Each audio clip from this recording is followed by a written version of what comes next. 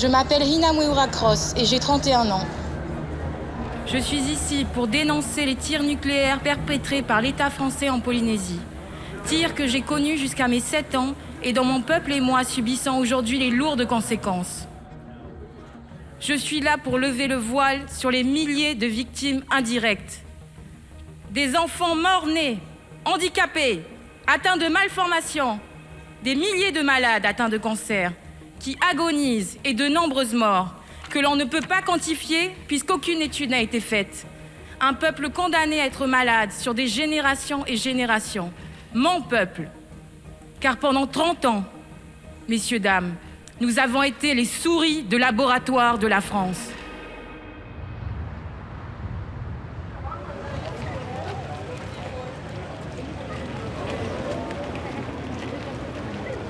Hina Mweura Cross, Hina pour les intimes, porte désormais la parole des oubliés du Pacifique. Comme la jeune Tahitienne de 34 ans, tous les 2 juillet, des milliers de Polynésiens se rassemblent à Papeete pour rappeler à la France le choix mortifère qu'elle a fait en 1966. À cette époque, les 2 blocs ennemis, États-Unis et URSS, sont les seuls à détenir l'arme nucléaire. À moins, naturellement, qu'il ne soit le point de départ d'autre À la tête de l'État français, le général de Gaulle brûle de faire partie du club. Si, un jour, les Américains et les Soviétiques désarment, c'est-à-dire s'ils en viennent à la destruction et à l'interdiction des moyens nucléaires, c'est de grand cœur que la France s'abstiendra de s'en procurer.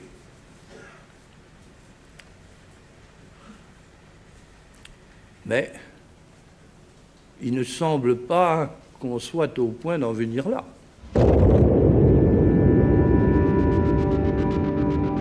Le 2 juillet 1966, le premier essai nucléaire français a lieu en Polynésie. Il y en aura 192 autres.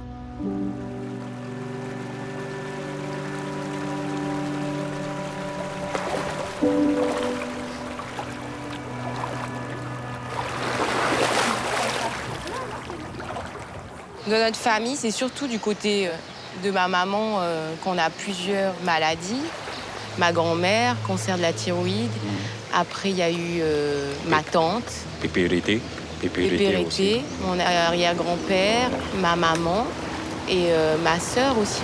Et moi, je pensais que j'étais passée au travers des mailles du filet. Et en fait, c'est l'année de mes 25 ans, ouais. Papa et maman, on a dû pleurer au moins pendant 48 heures. Et c'est je crois même plus que moi. Hein. Ouais. Ça fait beaucoup de maladies dans la famille.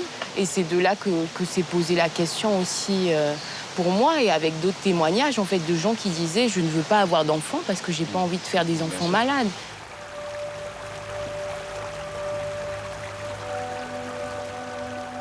Hina a une leucémie.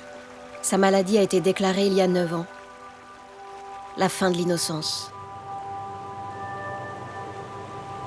Moi, j'ai vraiment le sentiment qu'on a abusé, en fait, de cette gentillesse des Polynésiens, en se disant, c'est des Polynésiens, ils sont gentils, ils vont rien dire. La parole est à Madame Maïna Sage. Merci, Monsieur le Président. Cette semaine, nous commémorons en Polynésie française les 50 ans du premier tir nucléaire réalisé à Mururoa, en Polynésie. Députée, ministre en Polynésie, Maïna Sage a quitté la vie politique en 2022. Mais elle reste l'une des voix les plus puissantes du Pacifique. C'est ça qui me fait mal aujourd'hui, c'est de voir qu'on a utilisé ce qu'il y a peut-être de plus beau chez nous. C'est-à-dire cette innocence de la vie, de ce respect des uns des autres, de cette ouverture, de ce partage. Cette naïveté positive, vous voyez, cette naïveté au sens positif du terme.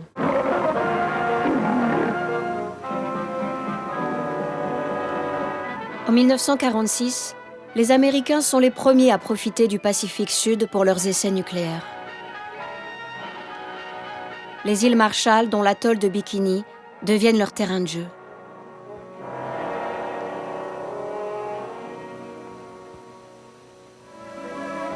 There are only 167 human beings here, 60 of them children. From the coconut palms, the pandanus and breadfruit trees, they get food and the material for their dwellings. They are proudly self-sufficient. They are astonishingly intelligent. They are a gentle and lovable people. Will you tell them that the United States government now wants to turn this great destructive force into something good for mankind? And that this experiments here at Bikini are the first step in that direction.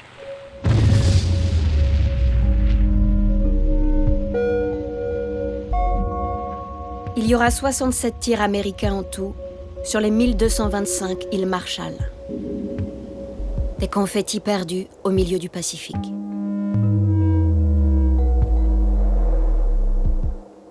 À 5000 km de là, la Polynésie française. 118 îles éclatées sur une superficie aussi grande que l'Europe. La France emboîte le pas des essais nucléaires. Lorsque la défense réfléchit à un lieu de tir, ils évoquent plusieurs territoires. La Guadeloupe, la Corse, l'Algérie, nous. Bon, il y a un point commun à tout ça, il n'y a rien sur l'Hexagone, hein. Bon.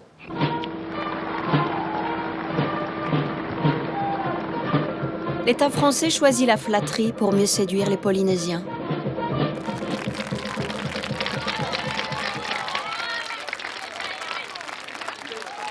Je tiens à dire à la Polynésie française combien la France apprécie le service qu'elle lui rend en étant le siège de cette organisation qui doit assurer la paix à coup sûr à notre ensemble français. Votre avenir, il peut être magnifique.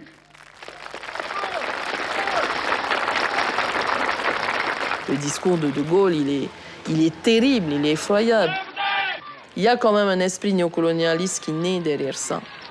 En continuant de croire qu'ils nous font un cadeau, quelque part, en nous gardant dans la République, mais qui leur octroie aussi le droit d'y faire ce qu'ils veulent. Je fais ce que je veux de mes confettis de l'Empire, que je peux sacrifier. Voilà. Tant qu'à faire, ils ne nous servent pas à grand-chose, autant qu'ils nous servent à ça. La France crée le CEP, le Centre d'expérimentation du Pacifique.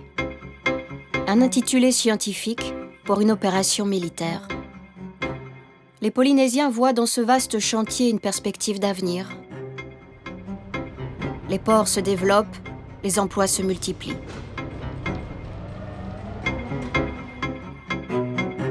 Les habitants de Tahiti et des îles alentours, comme Moruroa, en bénéficient.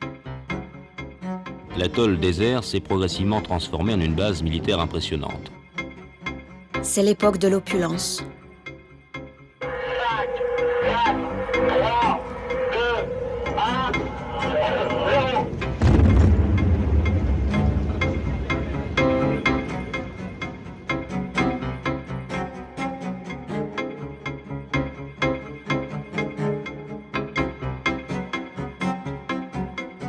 Je me souviens très bien qu'il y avait ces affiches de champignons nucléaires dans quasiment toutes les familles. C'était assez impressionnant. Ça faisait partie du décor, hein, côté des images religieuses, des images de la famille. Il y avait des images de ce champignon nucléaire. J'en ai vu beaucoup, beaucoup. J'imagine que de mettre un cadre dans sa maison avec un champignon nucléaire, ça avait toute une portée symbolique. Il y avait cette sorte de fierté. En y pensant aujourd'hui, on trouve ça incroyable.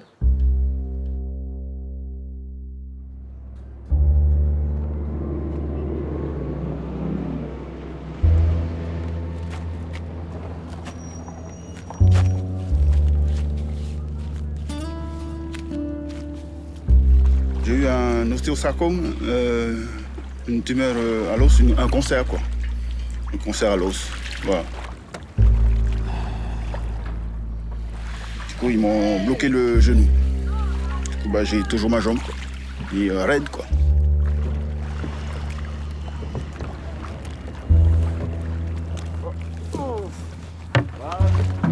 Raphaël Hueotu est né lors des premiers essais nucléaires. J'aime bien ce sport, hein. Ça me permet de m'évader, la liberté. J'oublie tous les soucis, tout ça. Aïe, je mets de côté, je concentre sur le co-drame. C'est vraiment, c'est ma drogue.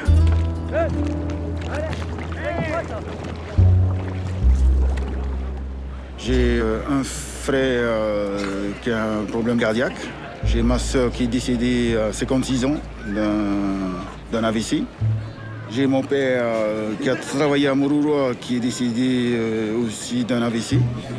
J'ai ma maman qui est atteinte d'un cancer du sang. J'ai ma fille qui a un problème chromosomique. Donc, du coup, on est tous malades.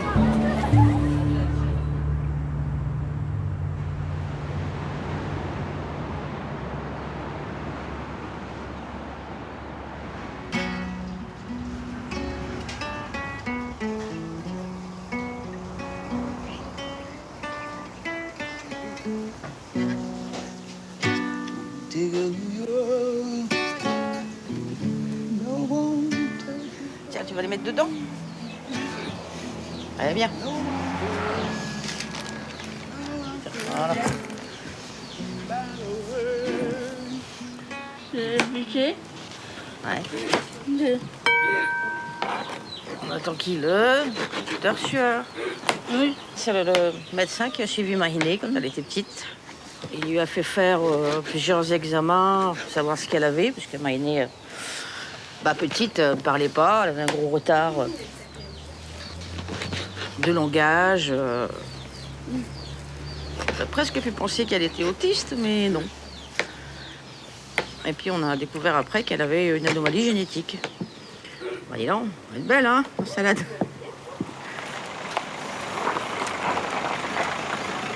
Vas-y, non, le portail il est ouvert. Hein. Christian Sueur, pédopsychiatre, suit Mahiné depuis l'âge de 4 ans. Yorana. Bonjour. Ça va? Ouais, très bien. Bonjour Mahiné, qu'est-ce que tu as grandi? Oui.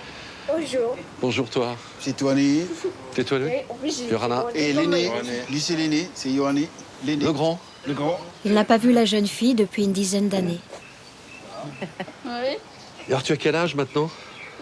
18 ans. 18 ans? Oui. Depuis là, je nettoie la maison. Je mets ce caillou à l'appartement. Tu nettoies la maison, t'enlèves tout le sable, les cailloux, c'est ça? Non, je nettoie Le corail. Ramasser la presqu'île. Ah, t'as été ramasser du corail à Presqu'île. Ok. C'est Mamoun.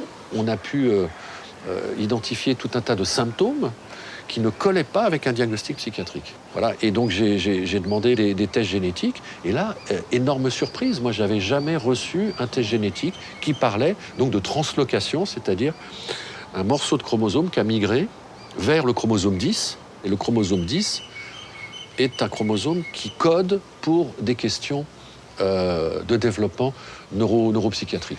Et donc, ces questions de translocation ont été particulièrement décrites en laboratoire quand il y a des cellules qui sont exposées aux radiations. L'hypothèse était que c'était transmis de génération en génération. Voilà, tiens bien, très bien. Tu vas montrer? Bah oui. Alors, qu'est-ce qu'il y a comme fruits dedans? Ananas, Ouais. papaye, des mangues. Des mangues. Oui, tu sers? Allez, vas-y, sers. C'est pas sans manger. Donc, on voit bien. Allez, Maïli. Quand notre propre enfant a un problème, une maladie, on se dit, c'est notre faute. On se culpabilise toujours. Que pour l'instant, c'est toujours un mystère de ce qu'elle a. Et de pourquoi j'ai eu aussi cette maladie. Est-ce que c'est lié aux essais nucléaires? Je ne sais pas. Moi, je cherche la vérité. Pour le médecin, Mahiné agit comme un déclic. Débute alors un long travail d'investigation. Quand on a commencé donc au décours des années 2011, 2012, 2013, 2014, les consultations dans tous les archipels, on a pratiquement vu tous les enfants entre 2, 3 ans et 15 ans qui présentaient ce type de problématique. Donc c'est devenu une évidence clinique d'une association de troubles du développement, de pathologies neuropsychiatriques avec des malformations, chez des petits-enfants de vétérans ou d'habitants de zones qui avaient été clairement irradiées, et que ça ressemblait de plus en plus à ce qu'on avait pu voir après les accidents nucléaires autres. Voilà. Et rien qu'avec nos chiffres, on est largement au-dessus des moyennes qu'on peut retrouver partout ailleurs. Ces chiffres ont été publiés en 2018 dans un rapport unique qui s'intitule « Conséquences génétiques des essais nucléaires français dans le Pacifique ». La population cible, les petits-enfants des vétérans du CEP et les habitants des îles proches de Moruroa, où le grand-père de Maïné travaillait. Christian Sueur et ses équipes en pédopsychiatrie ont vu et ausculté 2000 enfants. 300 présentaient un trouble envahissant du développement.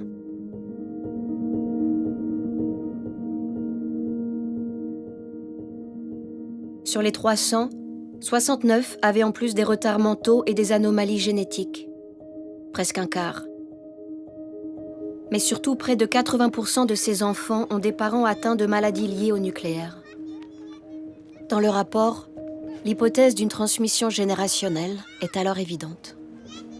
Il n'y a pas de micro-société comme ça où il y a autant de problèmes ou génétiques, de développement, de malformations, de troubles envahissants du développement et de cancers chez les enfants en nombre aussi important. Christian Sueur découvre aussi qu'il y a plus d'enfants atteints dans les atolls qui jouxtent les sites des tirs nucléaires. Bonjour. Parmi eux, Poekiva, 19 ans. Elle a grandi à Ho, une île proche de Moruroa. Qu'est-ce que tu as grandi, dis donc? Tu me reconnais? Poekiva, c'est qui? Viens là, Poekiva. Poekiva est l'une des plus anciennes patientes du docteur. Et les grands-parents ont travaillé au CEP? Oui, mon papa. À Moruroa ou à l'arrière? Moruroa, à Ho. Oui. À l'époque du CEP, à l'époque des essais. Oui.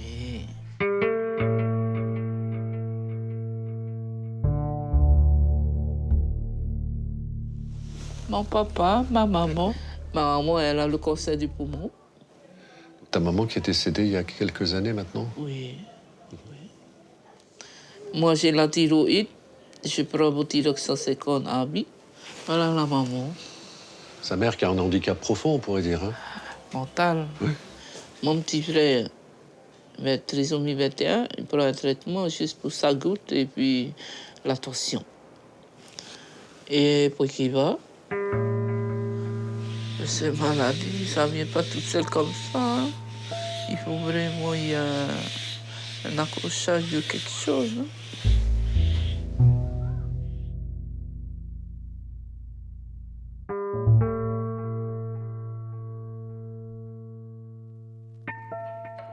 Cette vidéo classée confidentielle défense date de 1967.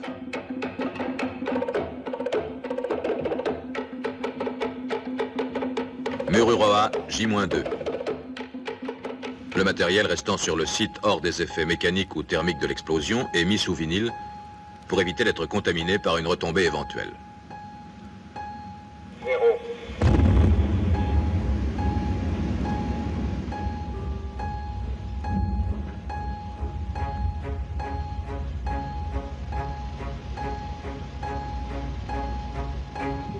Tout le personnel doit rentrer impérativement à l'intérieur.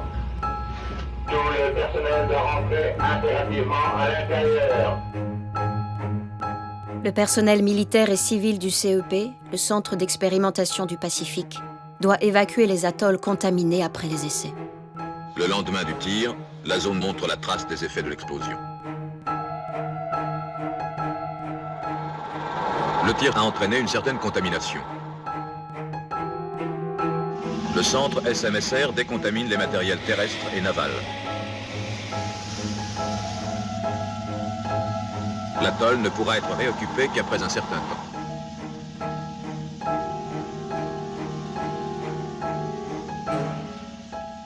Ça a été une immense machinerie pour nous rassurer pendant 30 ans, nous endormir, dopé aussi par la manne des essais nucléaires qui a quelque part nous a, à mon sens, écarté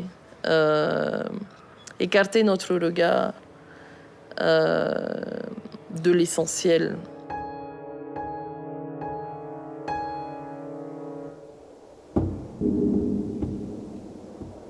À 1200 km de Tahiti, l'atoll de Tureia. Une île au cœur de l'archipel des Tuamotu. Tureia est éloignée de tout.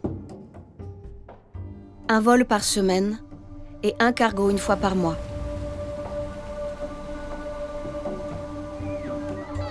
Là vivent 300 personnes parlant principalement le Paumotu. Astrid Hoffmann est une enfant de l'île. Dans sa famille, c'est l'hécatombe comme pour tous les habitants.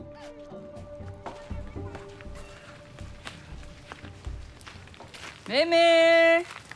Pas un seul foyer n'est épargné par la maladie. Coucou! Le plus souvent, ces maladies sont reconnues comme étant liées aux retombées nucléaires.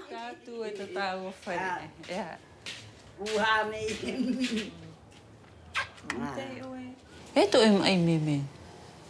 Tu umai atai. Tu umia ada pumo. Tiroi. Ya tabu.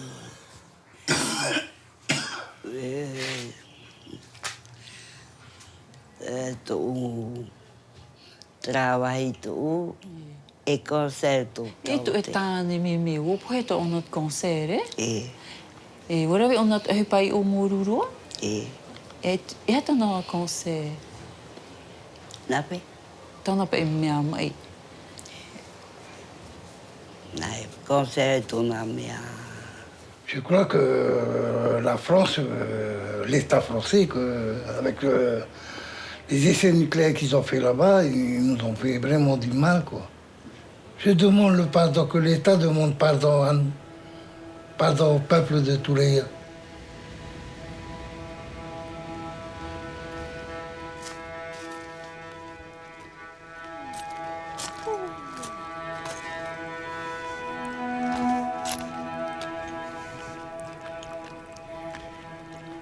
Ici, vous êtes aux premières loges, hein? Aux premières loges de 193 essais nucléaires.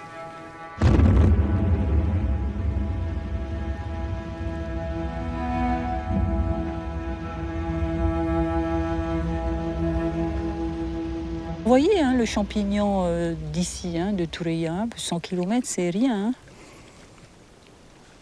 Vous allez me faire croire que le plutonium, il s'est arrêté là, à 50 km, et puis qu'après, il n'y avait plus rien. Oh, sans blague.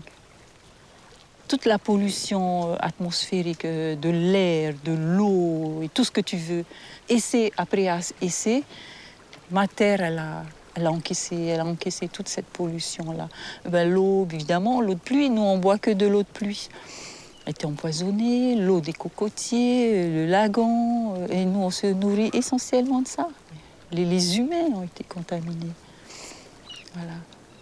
Pourquoi on ne l'a pas fait là-bas dans les Vosges, dans les Pyrénées? Il fallait le faire là-bas. Pas ici. Pourquoi nous, on a moins de valeur que ces gens-là? Qu'est-ce que c'est 300 personnes? Allons-y, allons-y. Foutons-le du plutonium sur la tronche, on donne quoi? On donne la mère patrie. Hein? Parce que la France, elle savait bien ce qu'elle faisait.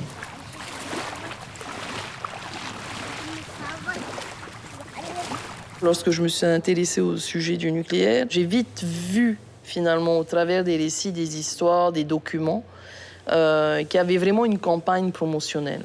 Une promotion, en fait, des campagnes nucléaires qui étaient menées ici. Il y avait toute une stratégie de communication, mais qui était finalement le refrain que tout le monde entendait ici, que non, mais tout allait bien.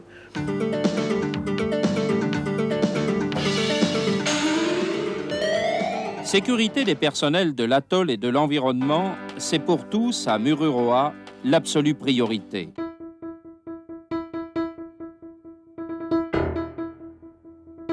Au cœur de cette stratégie, la parole de scientifiques respectés et même populaires. Le vulcanologue français Haroun Taziev, qui a assisté à l'un de ces essais à Mururoa, témoigne de l'innocuité des expérimentations françaises. L'étude que j'ai conduite en 82 avec à la tête d'une équipe d'une huitaine de spécialistes de géologie, de biologie, de radioactivité, etc., nous a conduit à la certitude que le risque est nul. Même son de cloche du côté des autorités officielles. Les yeux dans les yeux. Étant chargé de la surveillance de l'alimentation des Polynésiens, immédiatement après les tirs, nous effectuons sur les îles et atolls des prélèvements de produits consommables. Voici une pastille qui correspond à environ 3 kg de ces noix de coco. Cette pastille correspond à environ 20 litres d'eau de mer. Enfin, voici une pastille qui correspond à 2 kg de langouste, ce qui fait à peu près la chair de cet animal qui est de belle taille. Ceci nous permet de suivre la radioactivité de chacun de ces produits qui, en général, se rapproche beaucoup de la radioactivité naturelle. Donc il n'y a pas, en général, donc, de risque de contamination par l'alimentation. Il n'y a aucun risque de contamination par l'alimentation.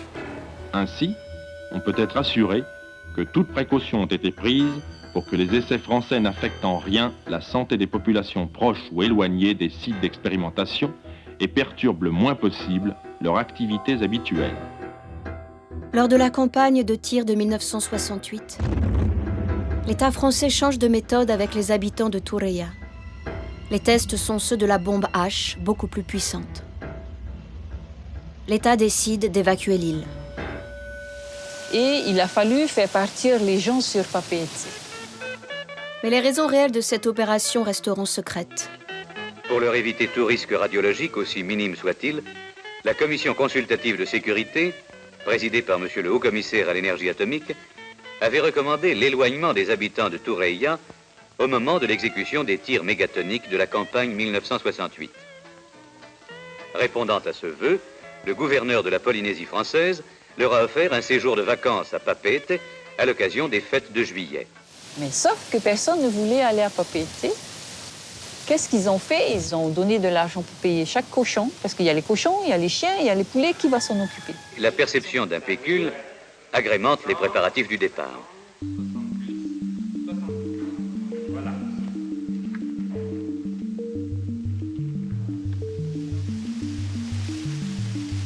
Et donc, mes grands-parents et moi, je faisais partie aussi également de cette expédition.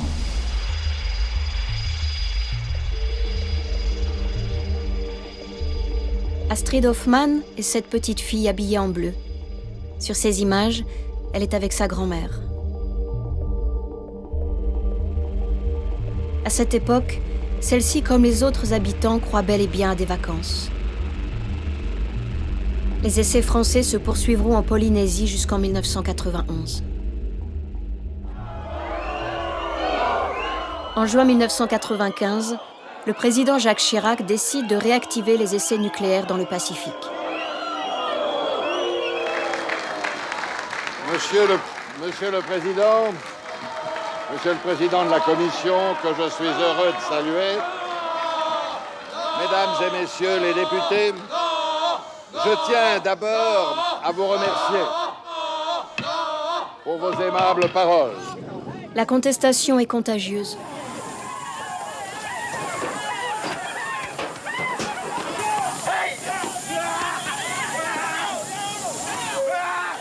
Sur les 8 essais annoncés, 6 seront effectués.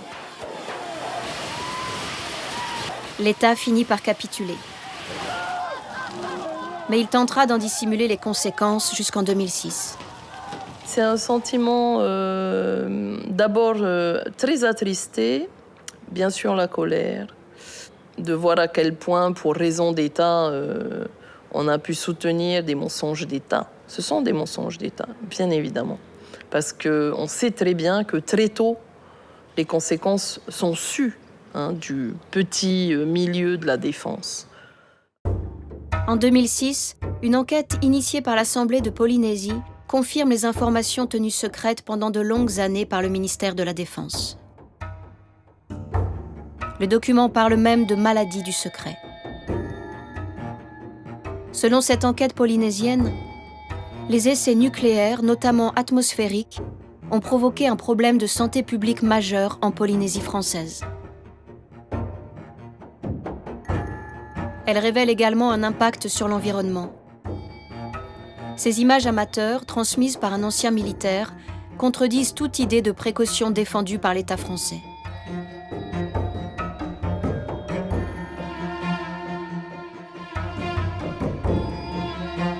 Le militaire note même un commentaire personnel. «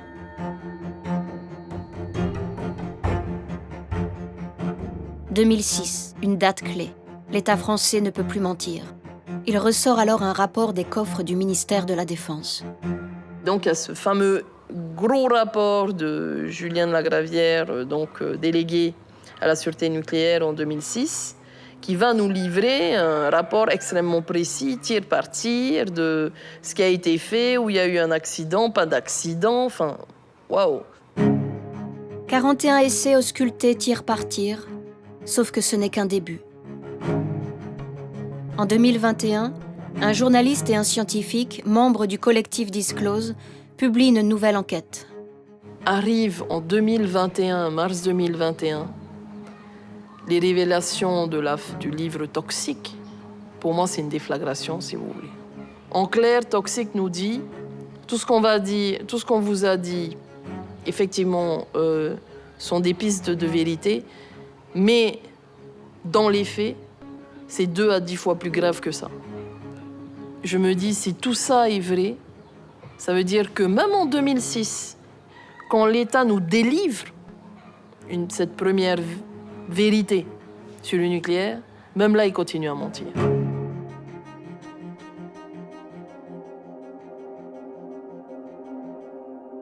Le temps des révélations risque de durer encore des années.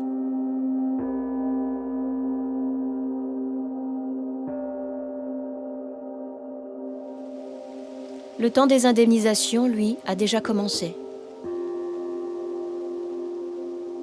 Atteinte d'une leucémie, Hina vient à peine de constituer son dossier. J'ai commencé à regarder ce que d'autres victimes qui avaient été reconnues victimes avaient pu percevoir. Il y en a une, par exemple, elle souffrait d'un cancer du sein, elle n'avait plus pu travailler, on avait dû lui retirer son sein, enfin, elle avait eu énormément de souffrance. Et de voir qu'à la fin, elle touchait, il y avait marqué pour la souffrance psychologique, voilà 1 000 €, pour l'ablation du sein, voilà 5 000 € pour ceci, mais des sommes. Je sais que c'est difficile de quantifier la souffrance d'une personne, mais quand j'ai lu ça, j'en ai pleuré et je me suis dit, je ne sais pas si je suis prête psychologiquement à vivre ça parce que ça doit être une épreuve.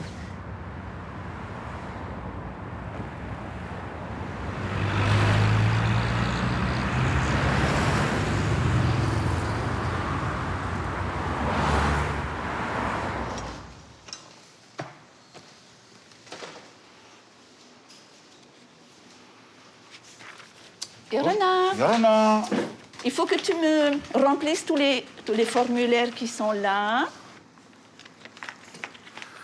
Ta petite signature. Ma petite signature là, ok. Voilà, il y a ton dossier. Ok. Hein, Raphaël. Voilà. Super, génial. Ok. Ben, c'est bon. Je te remercie. Allez, Nada. Nada.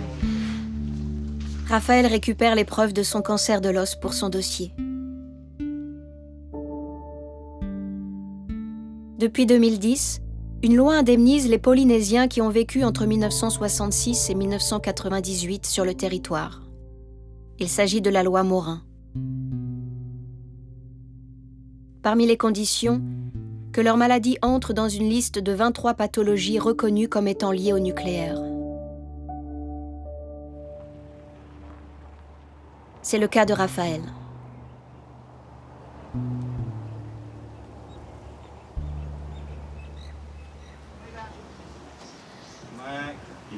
Yorana. Yorana. Avec son frère,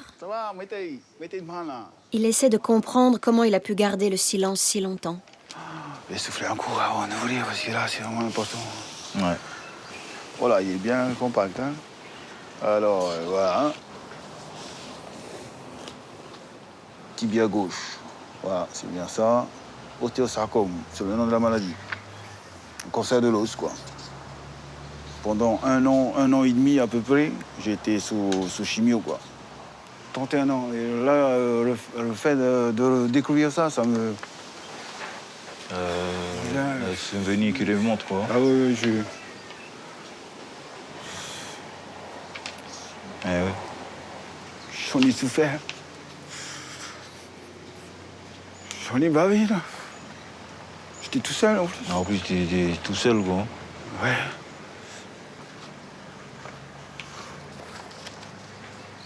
J'en ai même pas parlé à maman. J'ai tout gardé pour moi. Et non. Tout compte fait que là, quand tu en parles, ça te remonte. Ah ouais, carrément. 31 ans après, attention. Eh oui. Tu te rends compte de plus, 31 ans après. après. Hier, quoi. Comme si c'était hier. Je crois qu'on a aussi cette capacité en tant que Polynésien de garder pour soi. Et puis, voilà, on ne partage pas la souffrance. Non, de ruminer en soi-même. Ah, bien sûr. Ouais, et on garde, on est fiers de nous, c'est tout. Faut souffrir en silence. Ouais. Voilà, on est habitué à ça. Ça fait des siècles et des siècles qu'on souffre en silence. Après, maintenant, on avance, quoi. On avance. Voilà. Je vais avancer. Il y a un autre combat, là, qui attend. Voilà, hein. Voilà. L'indemnisation de Raphaël dépendra d'une dernière condition, la reconnaissance d'une exposition à un taux minimum de radiation 1 millisievert.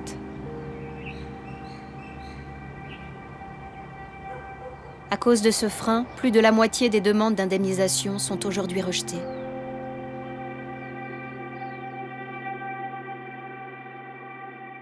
Moi, je plaide jusqu'à aujourd'hui pour une présomption irréfragable où on fait sauter toute nuance. C'est-à-dire, on est né à telle date, on a été exposé donc pendant la période concernée et on a telle maladie, on est automatiquement indemnisé. Oui, c'est cette automaticité, à partir du moment où tu rentres dans les critères, tu es indemnisé. Mais ce que vous avez fait à la Polynésie, pendant 30 ans, sur une population de 300 000 habitants, en plus tous ceux, les expats qui sont venus travailler ici, c'est unique dans notre histoire. Donc, ça demande aussi des moyens de réparation exceptionnels. Voilà, c'est ma position. J'ai toujours été dans une position absolutiste sur ce sujet et je ne changerai pas.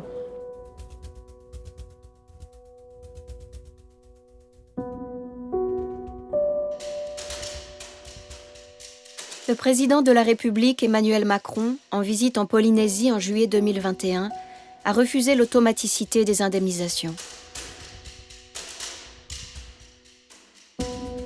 Ceux qui vous expliquent que nous pourrions prendre en charge la totalité de toutes les formes de pathologie qu'il y a aujourd'hui vous mentent ou, en quelque sorte, entretiennent une forme de culture de l'irresponsabilité et de la démagogie. Ça n'est pas la mienne. Il y a beaucoup de Polynésiens qui ne demanderont jamais aucune indemnisation. Mais ne serait-ce que la reconnaissance du fait de savoir que la France puisse avoir une parole officielle qui reconnaisse avoir menti. Et peut-être, je l'espère, demain, demande pardon aussi aux Polynésiens. Ça, c'est quelque chose de très attendu.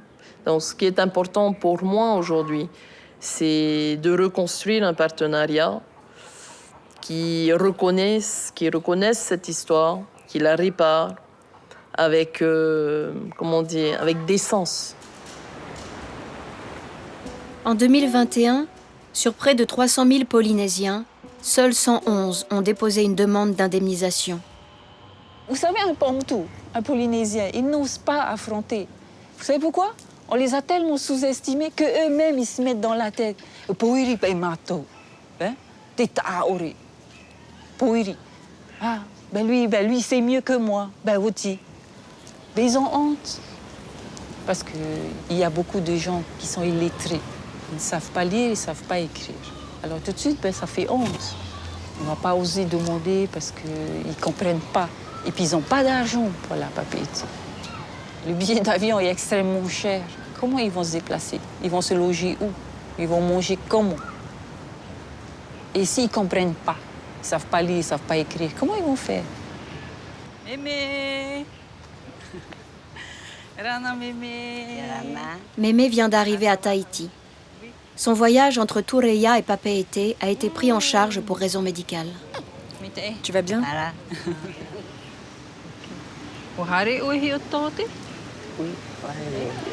Uno piti o tratou te ito e cosa me trato muri o inu mai po ate mataiti pe imirato oe Mimi, harina me o I Papeete e hatu whiwhita o e wharere te pe. Ini ai trabai tau pa e ai te whiwhi mata moro. Ni atu wahi whae ara. Preo. Preo. Ai te whahoro preo. Ai te i te whahoro. E wharere nei o e tote ni a te reo popa a te taara ia oe. Tei nei rua I rua. Nā tō reo te heti. Nā tō reo te heti. Nā te mea pai a tau motua. Me whiwhi roa te rea, aure ne tātana. Te wahi te whiwhi no mau pere wai. Te pereo. Te reo toa. Te reo. Te reo pai a nā moro te me reo. Te reo. No u pēu reo. Seuls 53 Polynésiens ont reçu une indemnisation fin 2021. Mais un autre enjeu apparaît. Le cas des enfants nés après 1998. Les laissés pour compte des essais nucléaires réalisés par la France pendant 30 ans en Polynésie. Maïné, la fille de Raphaël, ne rentre dans aucune des conditions prévues par la loi d'indemnisation.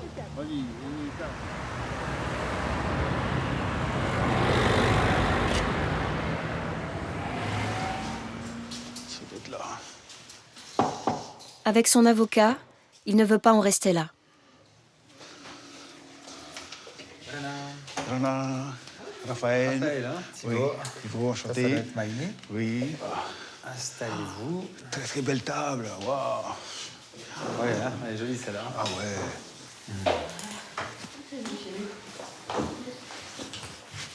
Voilà, on est bien là. Bon, j'ai compris qu'il y avait finalement deux dossiers d'indemnisation envisagés. L'un qui te concerne, et puis on aurait le dossier de Maïné qui est vraiment particulier, là où on est en dehors en fait des conditions de la loi Morin, et donc il faudrait envisager une action un peu originale qui serait inédite. Il y a une des étapes qui va être importante, c'est donc le lien de causalité, on appelle ça comme ça, c'est de démontrer qu'il y a un lien entre la situation de Maïné et les essais nucléaires. Et ça, c'est là qu'il va falloir apporter les explications au tribunal sur qu'est-ce qui s'est passé dans votre vie familiale pour que l'on puisse penser, qu'on puisse soupçonner que l'anomalie génétique dont souffre Maïné est liée aux essais nucléaires. Est-ce que ça vous paraît clair? Oui, de toute façon, on s'attendait, quoi, un petit peu. Ouais. Afin d'établir un lien de causalité entre les maladies génétiques des jeunes générations et les essais nucléaires, qu'est-ce que tu as vu? Dehors. Dehors? Les pauvres de Papeete. Ah, le port de Papeete, oui. il faudrait une large étude épidémiologique. Ici, en Polynésie, il n'y a eu aucune étude. Donc il faut compter, il faut faire un observatoire des maladies génétiques, aussi bien chez les enfants que chez les adultes, puisque l'hypothèse est quand même que la radioactivité atteint le génome. Voilà, c'est pour ça que un vrai travail avec des généticiens est fondamental.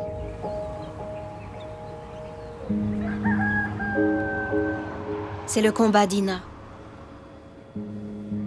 Chez elle, à Tahiti, elle se dit même que l'étude pourrait s'étendre à d'autres habitants de l'Océanie. Comme ceux des îles Marshall où les Américains ont également conduit des essais nucléaires pendant 12 ans. On veut cette étude pour avoir des réponses, pour savoir si nos enfants vont être malades, sur encore combien de générations. Mais je pense qu'enfin, en tout cas, à l'échelle de la Polynésie, ça va être très difficile de conduire cette étude, d'autant plus que on dépend de la France. Et la France, pour le moment, n'a jamais souhaité faire une telle étude.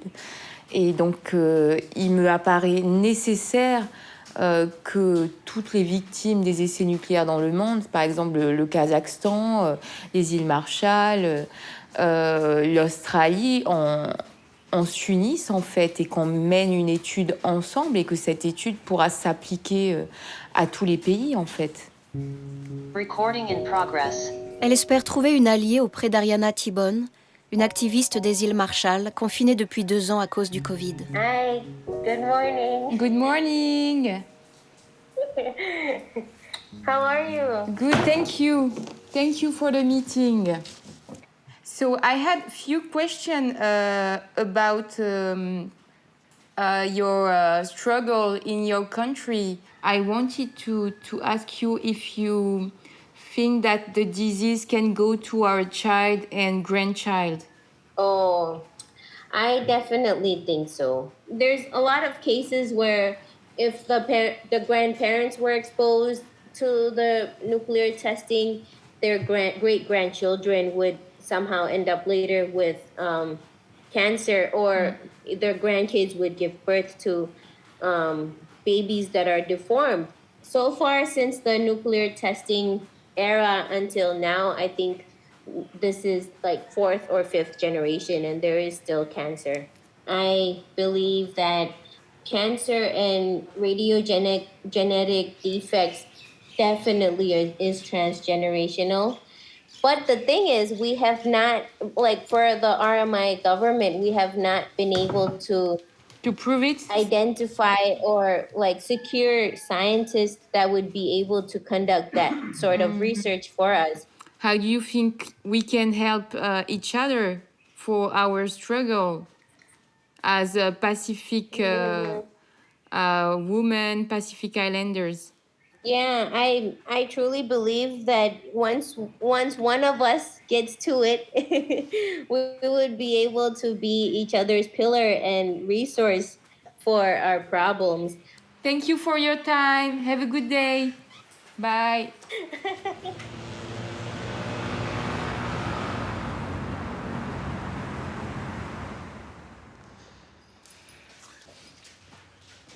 Est-ce qu'on pourrait obliger l'administration, l'État, à mettre en œuvre une étude à plus grande échelle? Je pense qu'il y a beaucoup de gens qui aimeraient savoir pourquoi leurs enfants ont une anomalie génétique rarissime, voilà. Qui pourtant se retrouve chez plusieurs enfants dans un endroit très limité, Tout à fait. Chez des populations très différentes. Là, on est vraiment sur de la santé. Et l'État doit protéger la santé de sa population. C'est un droit constitutionnel, le droit à la santé. Donc, tu vois, je vais essayer de réfléchir sur ces principes assez fondamentaux pour voir est-ce qu'on ne peut pas contraindre l'État à faire ce travail qu'il a refusé de faire jusqu'à présent. Ça serait déjà une victoire, je pense, et ça nous permettrait d'avancer. D'avancer, voilà, une petite avancée.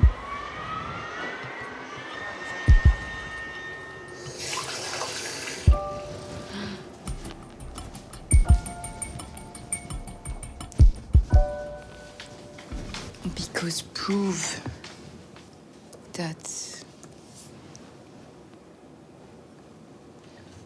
I'd like to know how much longer the generation will be sick. Our generations. These are all points that push me to continue the fight.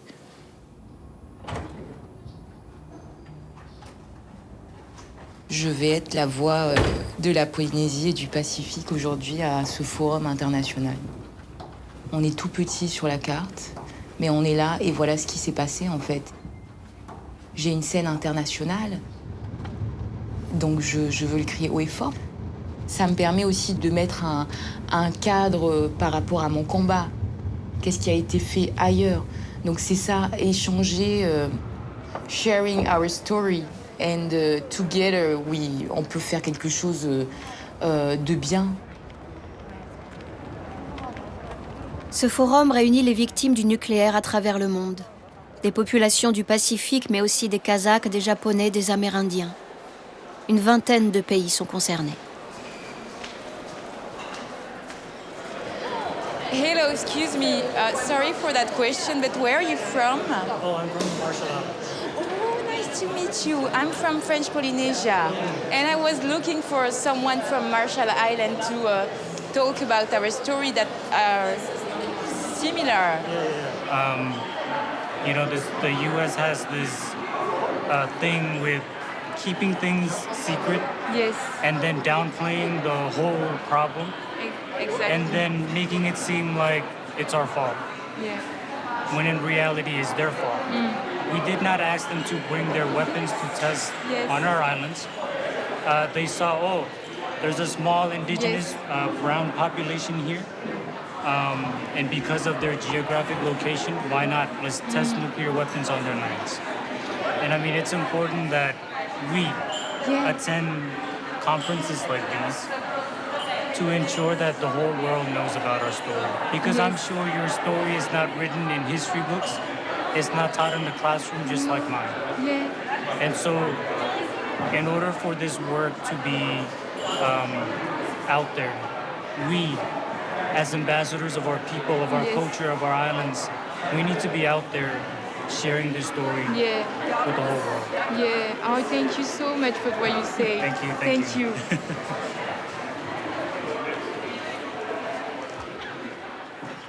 I'm in front of you as one of the sad examples of nuclear legacy. We want the recognition of our sick children as victims of nuclear power, because for the moment, the compensation only concerns people born before 1998. These are all the points that push me to continue the fight, a fight that must be done beyond the borders of the Pacific to be really heard. During this forum, I really feel to be part of a community. I think it's important now for us to get closer and work together, figure it out, how can we help each other. Unity is strength, and that is what I wish for all of us. Thank you.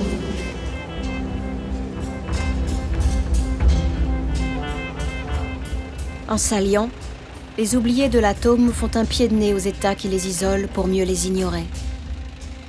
Leur lutte est désormais internationale. Elle est aussi symbolique.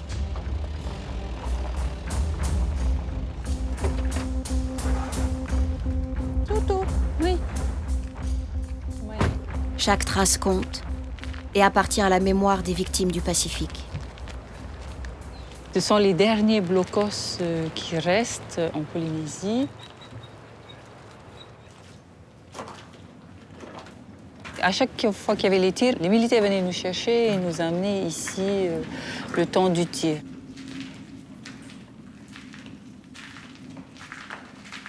Cuve des toilettes, c'est encore là. Pissoir. C'est pas qu'on ait envie de garder cet héritage empoisonné, mais en même temps, on a besoin de montrer au monde que voilà ce qui s'est passé chez nous. Combien de temps encore on va conserver ça, je ne sais pas. Je crois notre travail de guérison n'est pas encore fini, qu'on a besoin encore d'un certain temps. Et on a besoin de garder cette plaie, ces verrues-là encore. Non, il faut pas oublier. Il faut pas oublier. Ça fait partie de notre histoire. Ça fait partie de nous.